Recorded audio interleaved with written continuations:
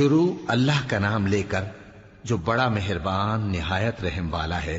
اللہ کا حکم یعنی عذاب گویا آ ہی پہنچا تو کافرو اس کے لیے جلدی مت کرو، اور یہ لوگ جو اللہ کا شریک بناتے ہیں وہ اس سے پاک اور بالاتر ہے۔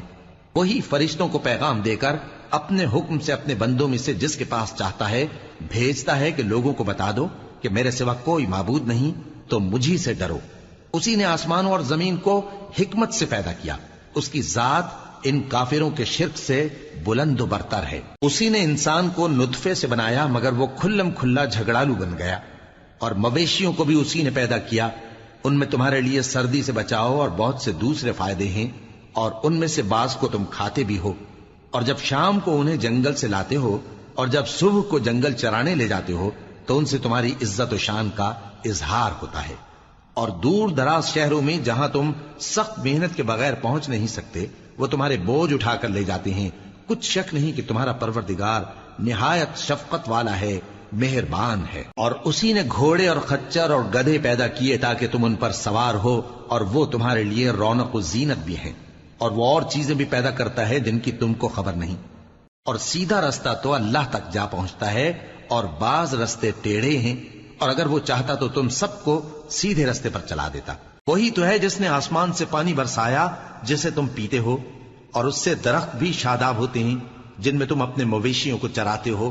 اسی پانی سے وہ تمہارے لیے کھیتی اور زیتون اور کھجور اور انگور اور دوسرے بے شمار درخت اگاتا ہے، اور ہر طرح کے پھل پیدا کرتا ہے۔ غور کرنے والوں کے لیے اس میں اللہ کی قدرت کی بڑی نشانی ہے۔ اور اسی نے تمہارے لیے رات اور دن اور سورج اور چاند کو کام میں لگایا، اور اسی کے حکم سے ستارے بھی کام میں لگے ہوئے ہیں۔ سمجھنے والوں کے لیے اس میں بہت سی نشانیاں ہیں۔ اور جو طرح طرح کے رنگوں کی چیزیں اس نے زمین میں پیدا کی سب تمہارے زیر فرمان کر دیں۔ نصیحت حاصل کرنے والوں کے لیے اس میں نشانی ہے۔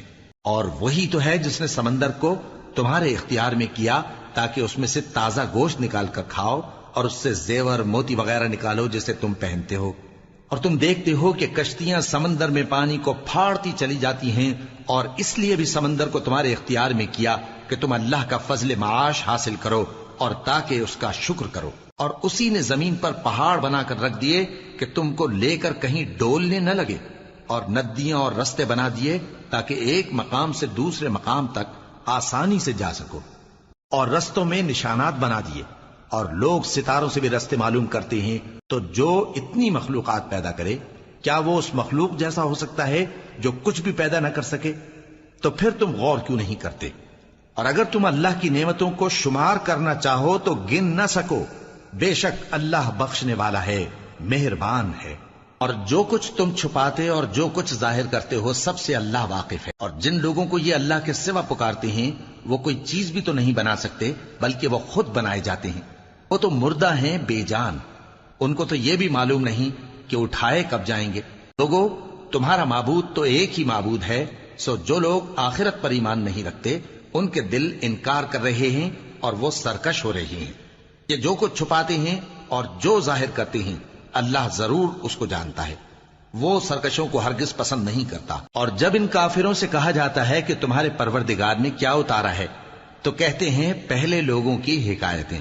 اے پیغمبر ان کو بکنے دو، یہ قیامت کے دن اپنے اعمال کے پورے بوجھ بھی اٹھائیں گے، اور جن کو یہ بے تحقیق گمراہ کرتے ہیں ان کے بوجھ بھی اٹھائیں گے۔ سن رکھو کہ جو بوجھ یہ اٹھا رہے ہیں برے ہیں۔ ان سے پہلے لوگوں نے بھی ایسی ہی مکاریاں کی تھیں تو اللہ کا حکم ان کی عمارت کی بنیادوں کی طرف سے آ پہنچا، اور چھت ان پر ان کے اوپر سے گر پڑی، اور ایسی طرف سے ان پر عذاب آ واقع ہوا جہاں سے ان کو خیال بھی نہ تھا۔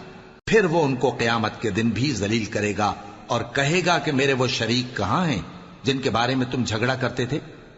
جن لوگوں کو علم دیا گیا تھا وہ کہیں گے کہ آج کافروں کی رسوائی اور برائی ہے۔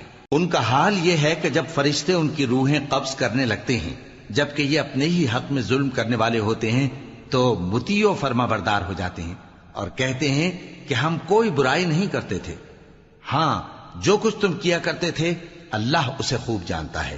سو دوزخ کے دروازوں میں داخل ہو جاؤ، ہمیشہ اس میں رہو گے، اب تکبر کرنے والوں کا برا ٹھکانہ ہے۔ اور جب پرہیزگاروں سے پوچھا جاتا ہے کہ تمہارے پروردگار نے کیا نازل کیا ہے تو کہتے ہیں کہ بہترین کلام۔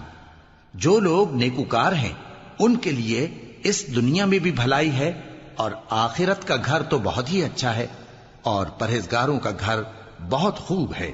وہ بہشت جاویدانی جن میں وہ داخل ہوں گے، ان کے نیچے نہریں بہہ رہی ہیں، وہاں جو چاہیں گے ان کے لیے میسر ہوگا۔ اللہ پرہیزگاروں کو ایسا ہی بدلہ دیتا ہے۔ ان کی کیفیت یہ ہے کہ جب فرشتے ان کی جانیں نکالنے لگتے ہیں اور یہ کفر و شرک سے پاک ہوتے ہیں تو سلام علیکم کہتے ہیں، اور کہتے ہیں کہ جو عمل تم کیا کرتے تھے ان کے بدلے میں بہشت میں داخل ہو جاؤ۔